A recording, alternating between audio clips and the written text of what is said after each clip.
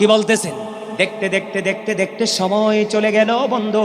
একদিন এই খ্রিস্টান মারা গেল। আমি স্বল্প সময়ের মধ্যে মূল মগজটা তুলে ধরছি আপনাদের সামনে।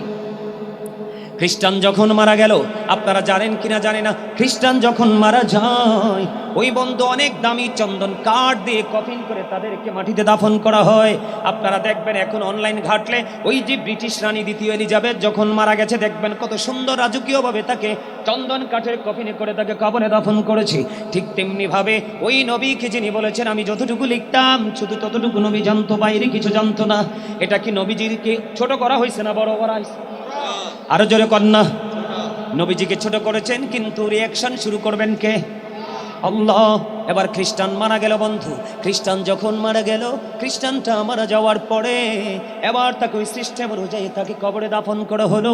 দাফন করে চলে গেলেন। পরের দিন তার আওলাদেরা দেখতে আসলেন তার কবরের মধ্যে সে কেমন আছে। এসে দেখলো রে ওই খ্রিস্টানের লাশ মাটির বাইরে পড়ে আছে। যদি বলেন না আলহামদুলিল্লাহ।